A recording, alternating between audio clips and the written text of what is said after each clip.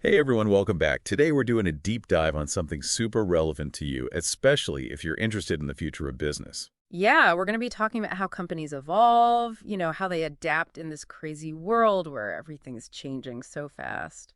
It's true, and frankly, it's something I think about a lot.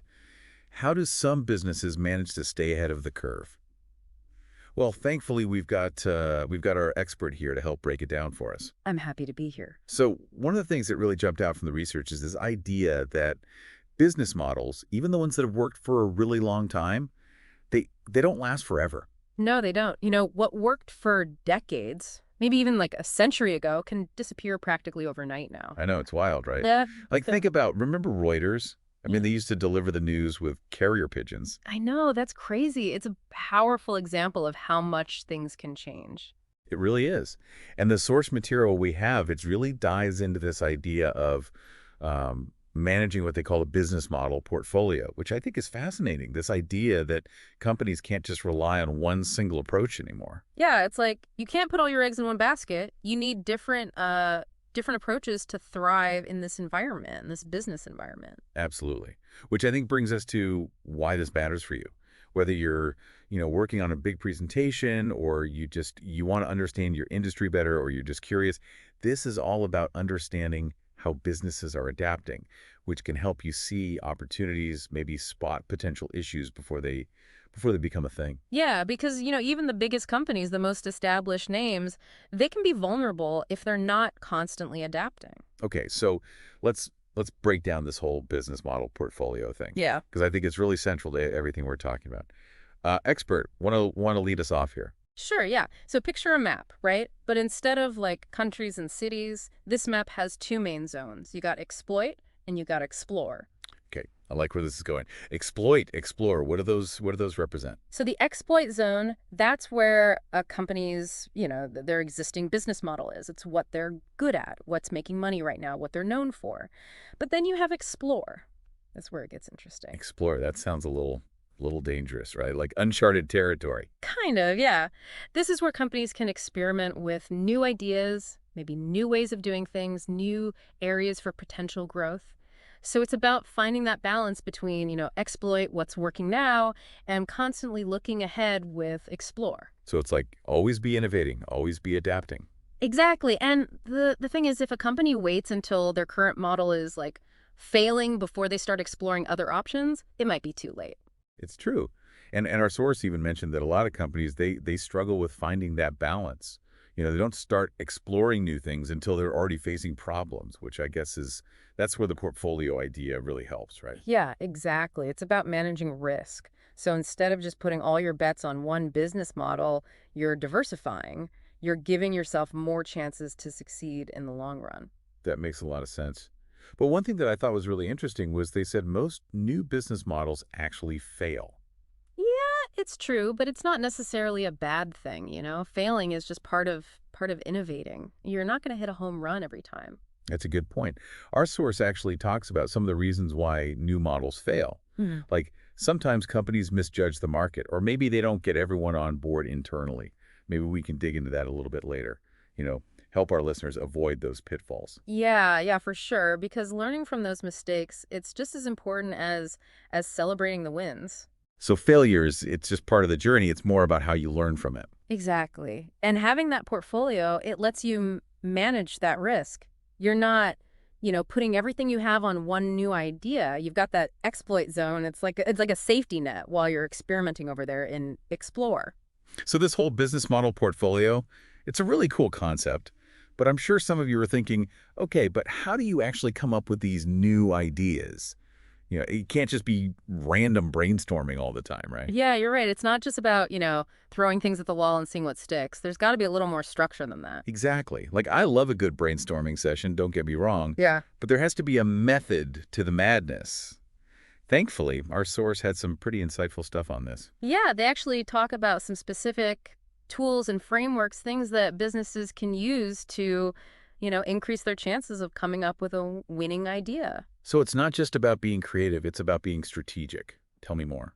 Right, exactly. So one of the frameworks they talk about is called DFV. It stands for desirability, feasibility, viability. Wait, was that a Venn diagram I saw in the source material? Let's sucker for a good Venn diagram. It was, and it makes sense, right? Because for a new business model to work, it's got to hit all three of those. It's got to be something customers want, it's got to be something the company can actually do, and it's got to be, something that makes money. It's like a gut check before you invest too much time and energy into something. Yeah, if it can't tick all three of those boxes, it might be time to go back to the drawing board.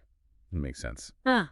Okay, so what else? What other frameworks did they have? Well, they talked about this one called the 6 questions framework, which I thought was really interesting because it focuses on looking at what you're already doing, but in a totally new way. Oh, interesting. So less about reinventing the wheel, more about like making the wheel do something totally unexpected. Yeah, you got it. So they're like, what if we served a different customer group? What if we changed how we deliver our product? Like those kinds of questions. I like that. Okay, but sometimes I feel like the best ideas come from like acknowledging your limitations, right? And that's where our final framework comes in, right? The PIC, or was it PCI? It's PIC, Platform Insight Capability. And you're right. It's all about leveraging your existing strengths to find new opportunities. So it's like play to your strengths, but in a new and innovative way. Exactly. So imagine you're a company and you've got like this deep understanding of a specific customer base. That's your insight.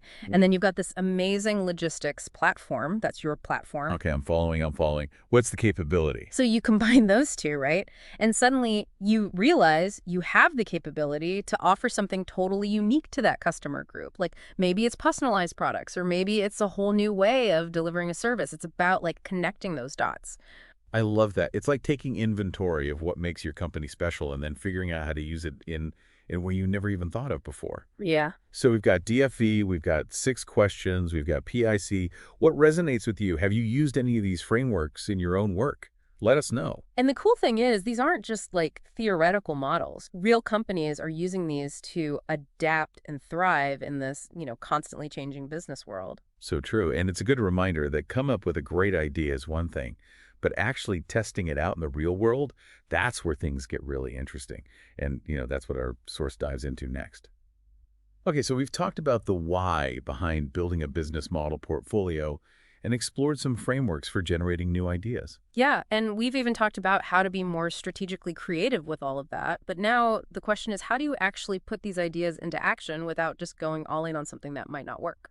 Right. It's like, how do you actually make it happen without, betting the farm? Because I'm sure a lot of companies, they fall in love with an idea and just pour money and resources into it without even validating if it's something the market actually wants. Yeah, that's where a lot of companies stumble. It's like, don't put all your eggs in one basket. It's more like, don't build the entire basket before you know if the eggs are going to hatch. Exactly. And that's why this next concept is so important. Our source emphasizes the importance of assumption testing. It's about being honest with yourself about the assumptions you're making about your idea, and then finding ways to test those assumptions quickly and cheaply. So it's like, don't get blinded by the excitement of a new idea. Be realistic. Exactly. And one of the best ways to do this is through what's called the lean startup approach. Oh, yeah, I've heard of that. Yeah. It's all about being agile and iterative, right? Yeah. Testing things quickly and cheaply, getting feedback, and then adapting your plan based on that feedback. You got it. And a key part of that approach is the concept of a minimum viable product, or MVP. Okay, break it down for me. I understand it's like a super basic version of your product or service, but how does it actually work in practice? Imagine you're launching a new app.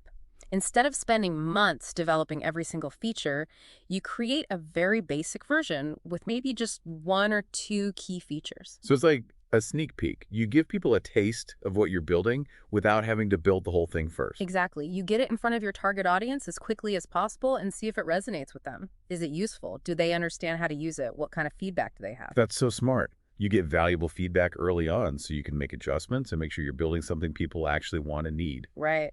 And the best part is, even big companies, even the established ones, they're using these rapid testing methods. It's not just for startups anymore. It's about staying adaptable no matter how big you are or how successful you are. That makes a lot of sense. Absolutely. And it all ties back to this idea of managing a business model portfolio. By constantly exploring new ideas, testing your assumptions, and, iterating based on what you learn, companies can position themselves for long-term success in a rapidly changing world. This has been such a great conversation, expert. We've covered a lot today. We've talked about why you need a business model portfolio. We've explored some frameworks for generating new ideas, and we've learned how to test those ideas without taking on too much risk. But here's a final thought to ponder. The source material talks about companies needing to balance exploring new models with exploiting existing ones. So, thinking about your own work or interests, where do you see the need for that kind of balance in your own life? What would it look like for you to explore new approaches while still exploiting what's currently working? We'd love to hear your thoughts. Until next time, keep exploring those possibilities.